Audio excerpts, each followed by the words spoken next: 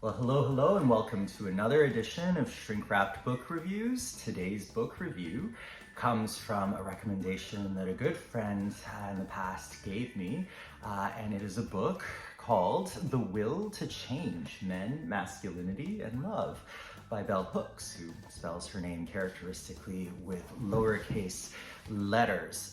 Bell Hooks is a modern feminist, professor, writer, who has really theorized a lot on men, women, their relationships.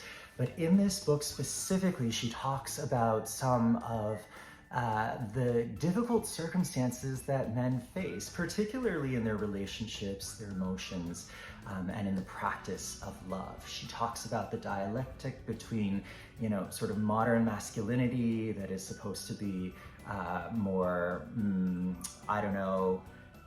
more passive or more asexual or emotionally aware, and the difficulties in contrast between that form and the typical media portrayal of masculinity, of being hard, of being muscular, and of being emotionally impervious. And really harkens on the idea that we as men can come to a sense of wholeness and undividedness if we seek to enact that will to change, to become fully human. And in this regard, I really appreciate her balanced and nuanced view. This is not Andrea Dworkin or Katherine McKinnon. This is not radical feminism, where if you have a Y chromosome, you are the enemy. I think Bell Hooks really does a great job of synthesizing and articulating some of the struggles that boys and teenage boys and adult men face. I can tell you, I've recommended this book to many of my clients who are, kind of in this sphere or wanting to have a different model of masculinity.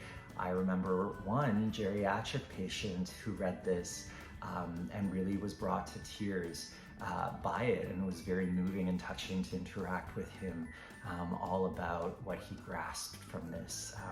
And I mean, the cover is the Sistine Chapel, Adam and God. What obviously this book is good.